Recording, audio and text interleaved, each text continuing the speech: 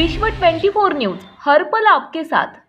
अंबड व भोकरदन उपविभागीय अधिकारी यांच्यासह अंबड, घनसावंगी, भोकरदन, जाफराबाद या चारही तहसीलदारांनी शेतकऱ्यांचे 50 कोटी रुपये लुटले। यांच्यावर तात्काळ निलंबनाची कारवाई करून फौजदारी गुन्हा दाखल करा।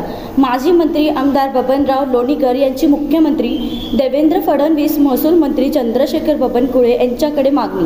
नुकसान भरपाईची संयुक्त पाहणी न करता अहवाल तयार करण्यात आला। उपविभागीय अधिकारी व तहसीलदार यांची पाहणी अहवालांची फेर तपासणी केलीच नाही, ही अत्यंत गंभीर बाब। आमदार बबनराव लोणीकर बीड, अहिल्यानगर व बुलढाणा जिल्ह्यातील बोगस शेतकरी दाखवून जालना जिल्ह्यातील शेतकऱ्यांचे अनुदानाची रक्कम लुटली।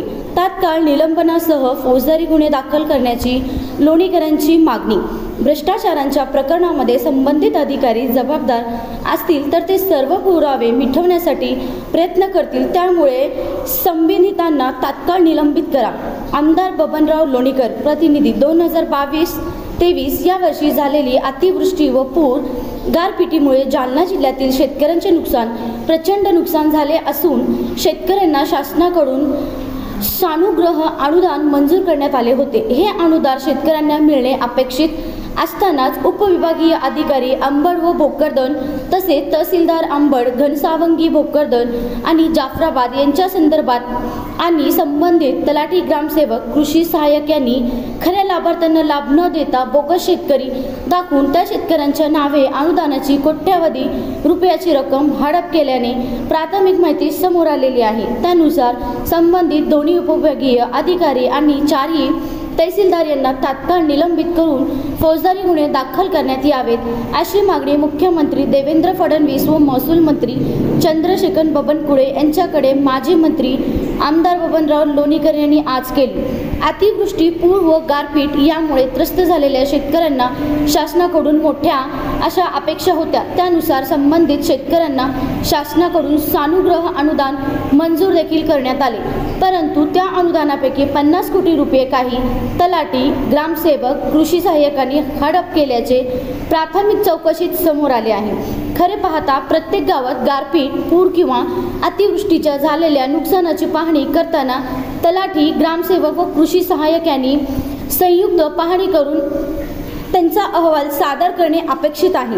या अहवालावर संबंधित तहसीलदार व उपविभागीय अधिकारी यांचे नियंत्रण असते, परंतु प्रत्येक गावात लवकर नुकसान भरपाई मिळवण्यासाठी नुकसानाची पाहणी करताना तिघांनी संयुक्त पाहणी न करता केवळ तलाठी किंवा ग्रामसेवक किंवा कृषी सहाय्यक यांनी एकट्याने नुकसानीची पाहणी केली व इतर दोघांनी त्यावर केवळ स्वाक्षरी केली असल्याचे आमदार बबनराव लोणीकर यावेळी म्हणाले।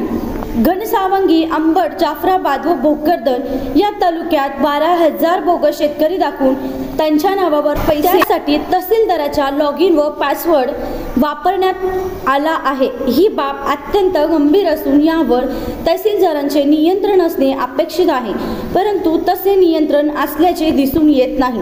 तहसीलदार यांचा लॉगिन व पासवर्ड वापरल्यानंतर देखील तहसीलदार लक्ष देत नसतील तर ही बाब अक्षम्य स्वरूपाची असून यामध्ये उपविभागीय अधिकाऱ्यांसह चारही तहसीलदार सहभागी आहेत। काय याची देखील चौकशी होणे आवश्यक असल्याचे आमदार बबनराव लोणीकर म्हणाले। 2020-22-23 या काळात जालना जिल्ह्यात, मराठवाड्यात ढगफुटी आणि अतिवृष्टी झाली, गारपीट झाली, शेतकऱ्यांचं अतोनात पिकाचं नुकसान झालं। महाराष्ट्रातल्या आणि जालना जिल्ह्यातल्या शेतकऱ्यांना सरकारनं सानुग्रह अनुदान मंजूर केलं, मात्र घनसावंगी, अंबड, जाफराबाद, भोकरदन या 4 तालुक्याचे तहसीलदार, भोकरदनचे SDM आणि अंबडचे SDM या 6 लोकांनी मिळून जालना जिल्ह्यातल्या शेतकऱ्यांच्या पैशाची लूट केलेली आहे। 50 कोटी रुपयाचा संगनमत करून कट करून भ्रष्टाचार केलेला आहे। बीड जिल्हा, नगर जिल्हा आणि बुलढाणा जिल्हा या जिल्ह्यातल्या लोकांची नावं गावातल्या मतदार यादीत नाही, त्यांच्या नावावर जमीन नाही, त्यांचा या जिल्ह्याशी काही संबंध नाही, अशा लोकांची नावं यादीमध्ये घुसवली आणि हा 50 कोटीचा भ्रष्टाचार केलेला आहे.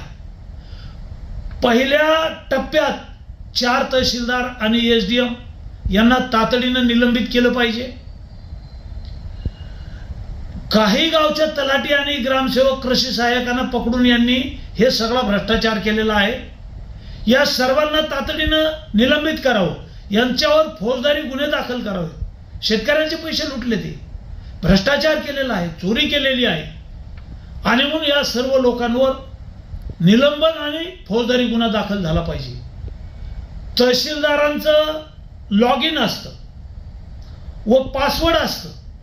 ह्या सगळ्या गोष्टी असताना हे पैसे बाहेरच्या जिल्ह्यात गेले कसे?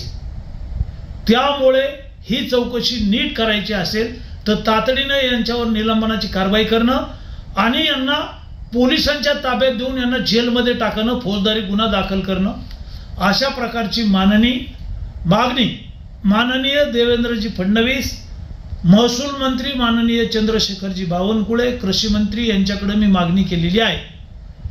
तातडीनं ही कारवाई व्हावी अशी आमची मागणी आहे. धन्यवाद. राज्यातील महत्त्वाच्या आणि आपल्या भागातील ताज्या बातम्या पाहण्यासाठी आजच आमच्या विश्व 24 न्यूज चॅनलला यूट्यूबवर सबस्क्राईब करा आणि बेल आयकॉन प्रेस करा.